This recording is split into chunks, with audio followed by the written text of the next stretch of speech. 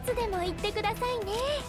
どんなお悩みでもちゃんとお聞きします。せい私の気持ち私の気持ち私の気持ち私の気持ち私の気持ち私の気持ちハイテンポ愛を込めて愛を込めて私の気持ち私の気持ち私の気持ち私の気持ち私の気持ち愛の力で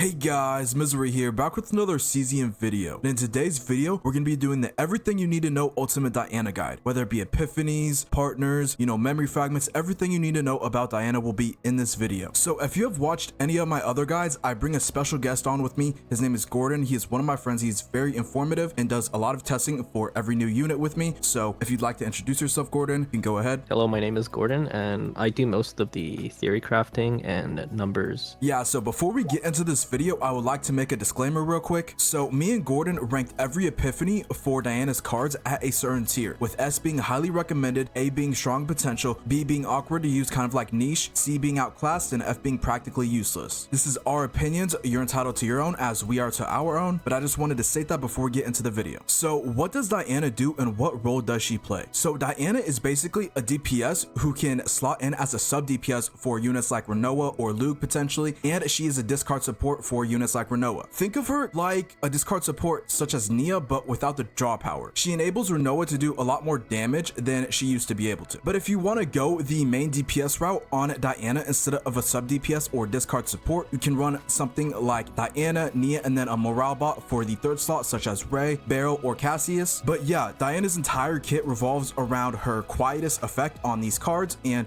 discarding a lot of cards as kind of her main gimmick. But it's not only just the quietus, she also has another debuff called resonance that she applies on the enemy. But basically what resonance and quietus are is quietus, when you discard that card that has the quietus effect, it will activate that card, so you don't need to spend any AP for it. And then resonance, when a card is discarded, the resonance debuff will be activated on the enemy and it will do an extra damage attack, because Diana scales off of extra damage, kind of similar like Veronica or Renoa or Hugo. They all scale off of extra damage. She also creates a ton of cards similar to Renoa, Luke, or even like Serennial with her lasers. So Diana is kind of like a spammy type of character, so that's why a morale bot is going to be so good. You're going to be creating heartbreakers and heart shakers. But yeah, that's a little rundown of Diana getting onto her basic cards. So her basic cards, Disruption Fire and Protect Me, you're going to want to get rid of all of these in every single deck. So the effect on Disruption Fire may sound good for Diana since Diana scales off of discarding, but it's actually not really that good because it's an extra slot the card is taking up, and it's not really that good of value because you're going to be discarding with other units or other ways like Milk and Pong off of Diana, or using Nia to discard. So both of her basic cards are not really of value, and I'd highly recommend to remove both when building decks. And then moving on to her first epiphany card called With All My Heart. So let's head over to the epiphanies here and we'll explain which ones are good. So starting off with the first epiphany, With All My Heart, create 3 heartbreakers. This one can be pretty decent of value because it creates 3, and since 3 heartbreakers is the most amount you can create with this specific card, but you need to be wary of your hand space because creating 3 may be too much in some scenarios. But yeah, overall this first one pretty good value, and if you can't get the 4th or 5th one, then yeah, you can go for this first one. For this second, All My Heart, it's okay. This is only usable if you're playing like a flood deck Renoa, where you're not exhausting all of her bullets and getting a ton of bullets into your deck. This will draw 2 of her dirge bullets, but generally speaking, you're not playing Renoa with her like that because clogging your deck is quite bad unless you're playing around Nia's ego skill. This third one is not terrific either because you're turning bullet cards that are better than Heartbreaker into Heartbreaker, so that's not the greatest. This 4th one is possibly the best one because it applies quietus to all the bullet exhaust cards. So when you discard all of your bullets in your hand, they remove themselves from the deck because quietus cards use the cards which procs to exhaust on the bullets. Yeah, I actually used this 4th epiphany for With All My Heart in my Diana OTK video. If you guys want to go check that out, I uploaded it a few days ago. But yeah, this 2 cost With All My Heart, pretty solid and one of the best. And then this 5th With All My Heart, this 3 cost upgrade one, this one is really good too because it's passive. You don't have to discard it every turn like you'd have to do with the first one. So basically at the start of the turn, create 2 Heartbreaker. If 5 or less heart bullets are owned, it creates 1 more. So if you have less than 5 heart bullets, it will create the same amount as the first one. And if you're running the 4-piece passion set on Diana for main DPS Diana or even sub DPS Diana, this will proc the buff that the 4-piece passion set gives, and it also also gives -1 card cycle in your draw economy, so it's freeing up an extra slot. You don't want to be duping this one because you're gonna end up letting your hand. Just having one is enough, and then you can split the epiphany to get another one of the with all my heart epiphanies. Yeah, the main reason you want to split this is strictly for the 4-piece passion set, just so you can get that off. Because if you're not proccing that 4-piece passion set, you're kind of losing out on a ton of value. All you're having is a 2-piece set, and then the extra 4 slots are kind of just like dormant and like not really doing anything. But yeah, that is her with all my heart card and her epiphanies ranked. Moving on to the next card we have, which is called Come Here, Milk and Pong.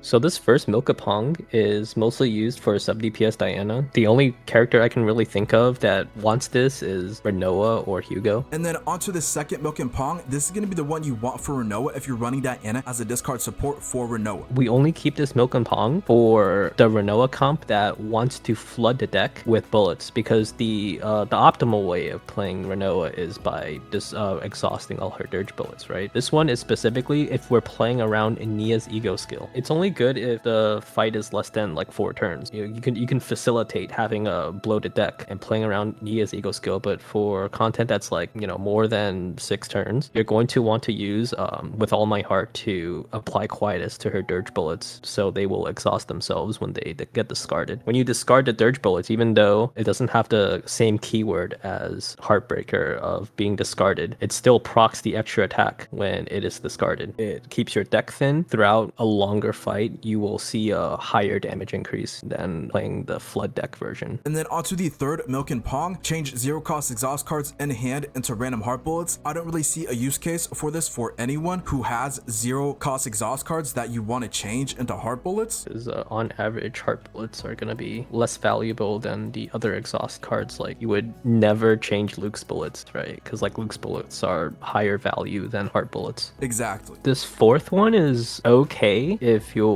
creating a bunch of different bullets with Luke and then you proc this. This will apply a lot of resonance into the enemy, but it's really awkward to use, so I really wouldn't consider using this anyway, even if there is a large amount of synergies. Because like even if you apply a ton of resonance is only 80% multiplier. It's not worth playing around. And then the fifth one is way too slow. It doesn't do anything. And yeah, that is the Milk and Pong card, all the epiphanies ranked and what we think about it. Moving on to the next card epiphany we have, which is called Pistol of Purification. So starting off with this first Pistol of Purification, this is one of the better ones for DPS Diana. This one is really easy to use, especially in Chaos runs. If you are farming Diana, this is a safe choice, and it does a good amount of damage without having to think. So it's very friendly to people who think Diana is a confusing character. The second Pistol of Purification is basically just like the first one, but it's a bit harder to use. But the ease of access of the first one outweighs the potential of the second one, because it only gives you 2 extra resonance. It's not worth playing around. I really wouldn't pick this anyway, because coming up there's going to be a pistol that you're probably going to always want to run on every deck. This third Pistol of Purification, don't ever see you ever getting 10 resonance on an enemy, so this is kind of just useless. And then onto this fourth Pistol of Purification, you have this one at S tier. This one is really strong. It gives plus 100% damage amount for each bullet card discarded this turn. So if you saw my Diana OTK video, we actually use this with the Blooming Love that discards all the bullets in hand. And even though this has the bullet tag, when you discard all bullets in hand, say you have like 7 hard bullets in hand and you discard it with the Blooming Love, it will discard this pistol. But you may be thinking, won't it activate the pistol without the scaling? Actually, no. It scales the discarded bullets that the Blooming Love discarded before and then uses the pistol. So it scales after, so you're not losing out on any scaling. So I've tested this pistol before, and it seemed like it snapshots the scaling before it's used. It should be this way, but I can't say for sure. I also tested to see if this is 100% to base or it's a card modifier. This looks like it's to base. So anything with multiplicative scaling is gonna be crazy for this. So one of the only characters in this game that add scaling directly to the base damage of the card is Kayron, and this is like that. It's very unique. Fifth Pistol is just used if there's AoE content. You know, there's not really any right now, so it's kind of just niche. Yeah, any AoE card in Chaos is really good. It'll just help you clear the Chaos run a lot faster. Something like 9 Massacre Hue, you know, that card really helps me a ton and saves me a lot of time when I do Chaos runs. So AoE is very valuable in Chaos runs. And that is the Pistol of Purification card, all of the epiphanies ranked and what we think about them. Moving on to the next card we have called Blooming Love. So this first Blooming Love we have at B tier. So if the discarded card was a card of the different combatant, create 2 heart bullets. So the way I kind of see it is that we have other cards to create heart bullets. Blooming Love, its main priority isn't necessarily to create bullet cards, because that's what you have With All My Heart for, or maybe even Milk and Pong. But yeah, this first one's B tier. It's kind of like niche, and there are other Blooming Loves we recommend over this one. And then moving on to the second Blooming Love, we also have this one at B tier. 1 resonance to all enemies for each combined of the discarded cards. There was only like one scenario I think you're gonna use this, and that is with the pistol that, you know, activates resonance 10 times. I can maybe see you getting 10 resonance with this specific Blooming Love, but like I said, it's niche, and there are probably better alternatives for damage output for Diana than doing that combo. So this third Blooming Love is quite bad because you need to discard 3 bullets to draw 2 quietus cards. So you're going -2 to draw 2 quietus. There are easier ways to draw cards than discarding 3 bullet cards in your hand. This fourth Blooming Love is the best one here. You can discard all bullet cards in hand. So this Blooming Love is really strong because this can proc up to 9 times, and obviously morale will make it even better because you're hitting 9 times. This is one of the easiest way to discard all the cards in your hand and do massive amounts of damage without relying on another character like Cassius. And then moving on to the fifth Blooming Love, this 3-cost upgrade one. Just like the 3-cost With All My Heart, this will proc the 4-piece passion set. It will also make it so there's 1 less card in your cycle. So this fifth Blooming Love is very easy to use. Unlike the other Blooming Loves that require you to discard cards to draw a quietus card, this just does it automatically at the start of the turn. It says 3 cost, but it's also quietus. So if you discard this, it automatically gets played. So the cost of this doesn't actually matter. This is very, very easy to use. The only issue is that in order for you to use this, you kind of have to split the epiphanies, because you do want at least 1 copy of discard all bullet cards in hand Blooming Love. And also Diana's ego skill adds a Cupid shot into your deck that doesn't exhaust itself, and that's also quietus, so it can also draw that. And yeah, that is the card Blooming Love, all the epiphanies ranked, what we think about it. Moving on to the next card we have, called Liberated Feelings. So this card is the one card that doesn't have epiphanies. So draw 2 exhaust bullet cards, 342% damage, increase damage amount by 30% for each different bullet card in hand. So ideally, me personally, I removed this. You can keep it, but it gets more value at E1, and you know, it's better to keep it in your deck when you have E1. At E0, it's kind of like whatever, you know, you can still keep it, but I personally remove it. For most decks, you're gonna want to be removing this, because the only time you ever want to keep this is for the Flood Dirge Bullets Renoa deck, where you stack up a bunch of bullets into your deck, because this draw 3 exhaust bullet cards only really matters for Renoa. No one else has bullet cards that isn't just ephemeral, but this can also draw her own heart shakers, but you would rather quietus your heart shakers and exhaust them before they even have a chance of ruining your card cycle. There's no synergy with Luke, because Luke can't add exhaust bullets into his deck because they're ephemeral. If you end turn with Luke's bullets, they just disappear. Yeah, so this Liberated Feelings card is basically only kept in comps that revolve around Nia's ego skill, like the Flood deck for Renoa. And yeah, that is her card, Liberated Feelings, kind of like what you need to know about it. Next, we have the ego skill called Radiant Smile. So this ego skill costs 5, as you see in the top left, those light blue bars. That means it's 5 ego points. But what this ego skill does is that create 1 Cupid shot, and then it creates 2 heart bullets. So this is good to be used when you have a lot of bullets in your hand, since Cupid shot scales off of how many bullets you have. Cupid shot will do an extra attack and do extra damage per bullet card in your hand. But also, like we said earlier, with the Blooming Love that draws the quietus card at the start of the turn, you can also draw a Cupid shot at the start of the turn when you use her ego skill going forward. So you're mostly using Diana's ego skill to get the Cupid shot, because it adds additional damage to the Blooming Love combo of flooding your hand with bullets and then discarding everything. So even though you've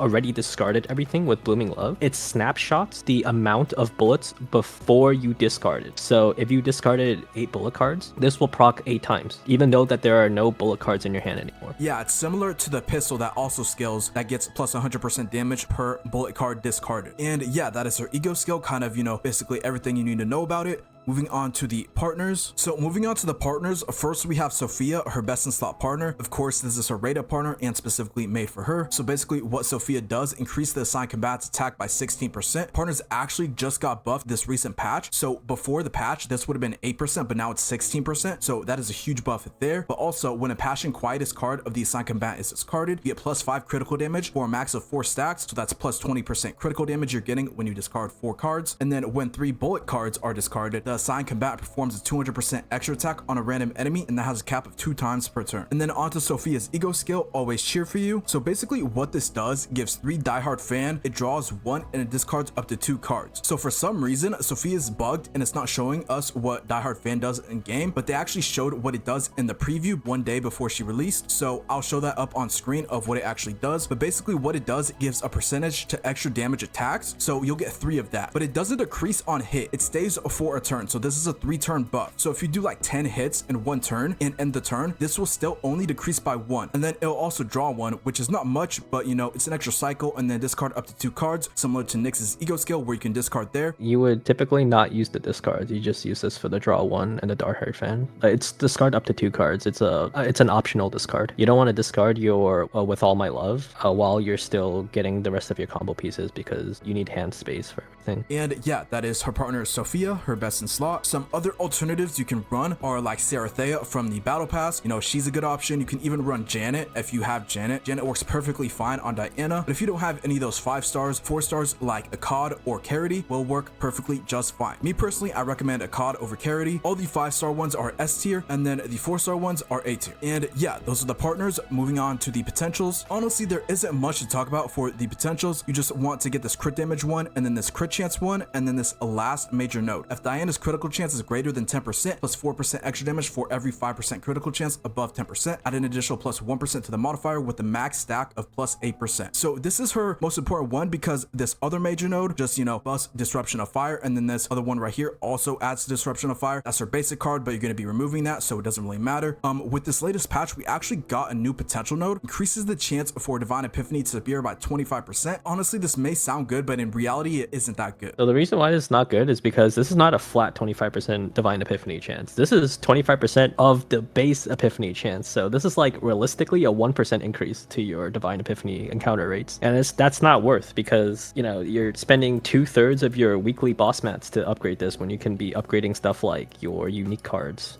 or your crit damage or crit rate. But yeah, those are her potentials. Nothing, you know, too insane that you need to worry about. Moving on to the recommended decks. So up on the screen right now, I will show a screenshot of all the recommended decks one by one of what you ideally want to go for. So this is the deck I use for majority of the content.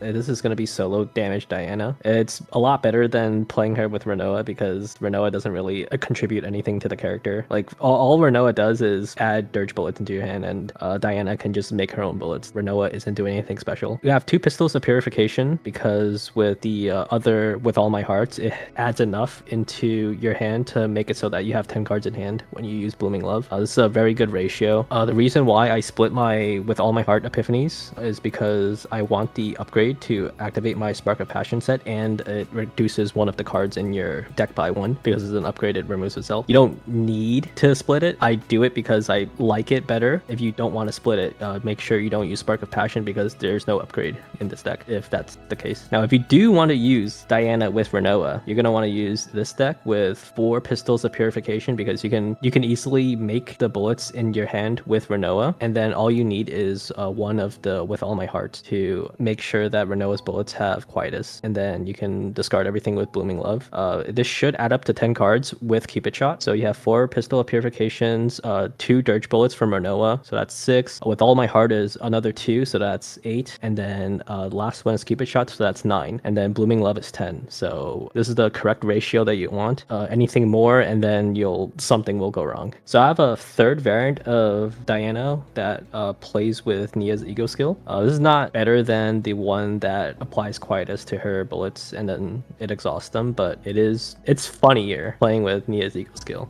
So this one specifically plays around Come Here, Milk and Pong. For most decks, you will be removing Milk and Pong because it's generally a low value card, but with this Milk and Pong, this can discard up to 2 dirge bullets in your hand, and then the Heart Shakers can discard more bullets that are clogged into your deck. It has a nice synergy there. The reason why I have this on the upgrade Blooming Love is because there's no quietus cards in your deck after you use everything. This will always grab the Cupid Shot that you made with your ego skill, and because it always shuffles the deck to grab the Cupid Shot, you can always guarantee that your deck is completely full for max damage Nia ego skill. That's why the ratios for the upgrades is this way. We create 3 bullets with All My Heart. We create 1 with Echo of Sorrow with Renoa, so that's 4. So that leaves us us 1 extra slot to draw at the start of turn, which is our Cupid shot, so that's 5, and we draw naturally 5, so we always start with 10 cards in hand. And because this is a flood deck that has a ton of exhaust cards in your deck, keeping Liberate Feelings would actually not be terrible. As for some other support decks for Diana, you can go Nia. There's a picture up on screen of the ideal Nia deck that you want for Diana. Eternal Hunger is optional. It really depends if they're going to allow us to use previous season decks in this upcoming season 3. But yeah, if they don't, then just remove Eternal Hunger from the deck and you'll be fine. As for the morale bots, you can run Barrel or Ray. You just run 4 Guilty Pleasure on Barrel with the 1 morale and a bunch of Negotiate. And then for Ray, you just want the gear bag with morale, kind of similar to Barrel. But also, if you don't want to run Barrel or Ray, you can go Cassius. So you can run Cassius for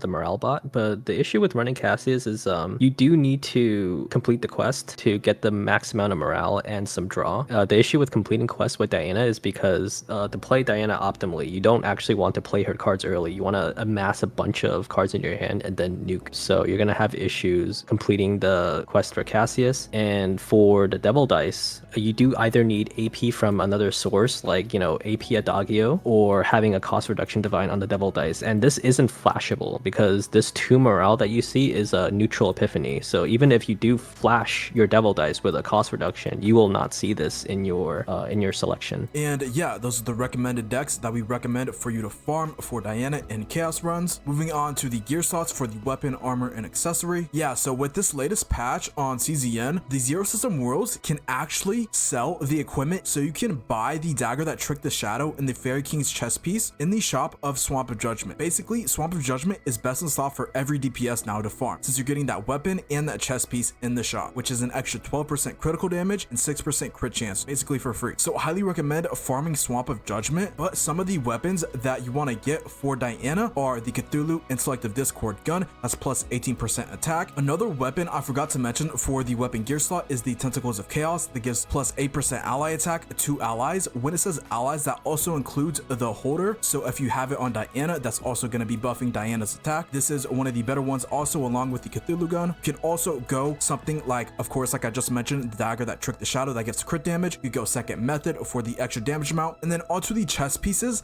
there's not really a lot of chest pieces. Like I said before, you want to go Fairy King's Crown. That's going to be best in slot for the 6% critical chance. But for some reason, if you can't get Fairy King's Crown, you can go with the Psionic Combat Suit or the Reinforced Combat Suit. Both are fine, but they're nowhere near as good as the Fairy King's Crown. And then the accessory gear slot, something that recently changed within the last few patch notes, Dimensional Cube is no longer a team-wide buff. So you're going to be wanting to get Dimensional Cube on Diana now instead of, you know, like your support like Nia. If you can't get Dimensional Cube, you could go something like Amphorus Cube. But also, if you're farming Swamp of Judgment, there is a very specific event. It's the Floor 2 event that gives an accessory with 12% attack and 8% defense, or 8% attack and 12% defense for the accessory gear slot on certain turns. You could go that if you can't get Dimensional or Amphorus Cube. And then onto the memory fragments, we recommend 4-piece Spark of Passion set with 2-piece critical damage set. But if you don't have upgrade cards in your deck, then you can just get rid of the 4-piece Passion set. You can run 2-piece attack, and then maybe for the other 2 slots, you can run an Agony set if you have an Agony proc somewhere. And if none of your supports in the team are running Glory Rain set, you can run Glory Rain on Diana herself. But the difference between running Glory Rain on supports versus Diana, you'll probably want to run sub DPS stats on the subsets like crit damage, crit chance, or Diana instead. Like, you know, as a support with Glory Rain, they'll have like defense and health. But yeah, that is another set and option. The reason why Spark of Passion is important is because it's hard to get multi on a team with Diana. And the reason why multi is good on Diana isn't because of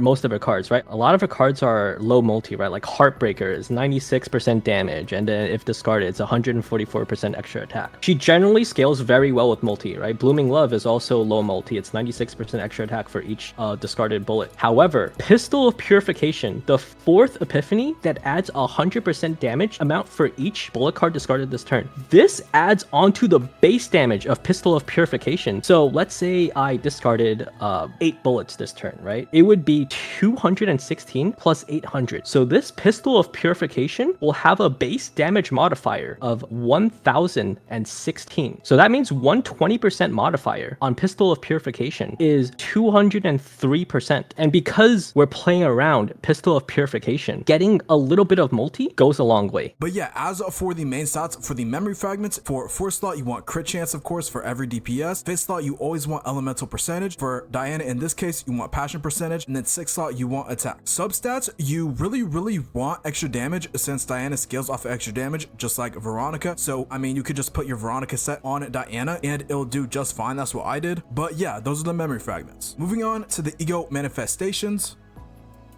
I'm gonna let Gordon talk about all the egos just like he did for Rita and Typhera, because this guy E6 every unit, so you know he knows a lot more about these egos than me. Diana's E1 is not really important outside of playing the Flood Renoa deck. You're gonna be removing Liberated Feelings most of the time, so it's mostly just a wasted lot. The second ego skill, this E2 does do a lot of damage, so I would say this is a pretty good E2, but definitely not necessary because it doesn't really change how she's played. E3 lets you play the ego skill one turn earlier, meaning that you get your Cupid shot a little bit earlier as well, which is again very important for the combo. The E4 is pretty good, plus 30% flat to Diana's extra attacks, and because she does a lot of extra attacks, this will amount to a lot of damage. This scales based off of the amount of flutters Diana owns, and she's always gonna be max flutters. It's fairly easy to discard up to 10 cards a turn. E5 is throwaway. E6 is also quite a lot of damage because it increases the stacks of flutters from 20 to 30, so the extra attack that you're getting from E4 is elevated even more, and then the final hit of inflicting 200 extra damage, it's all right. I don't really care about that. The only thing I really care about is increasing the amount of flutter stacks by 10 from 20 to 30. So yeah, most of her egos are just damage. It's not really that important. The one that would be important is the E1, but the deck that you use the E1 for is not great. She's easily usable at E0. And yeah, those are all of her ego manifestations. Moving on to the team compositions in the last segment of this video. So the first team I recommend, Diana, is with Nia and Ray, because Ray is going to be there for a morale bot and she's super simple to build, and then Nia is going to help Diana facilitate her discards on her With All My Heart. These are very easy decks to get, so that's why I recommend it. Next one I recommend is just replacing Ray with Beryl or Cassius. Beryl and Cassius will have more overall damage potential than Ray in terms of morale, but they're much harder to build because needing more neutrals or divine. Third team I recommend is with Renoa instead of a morale bot.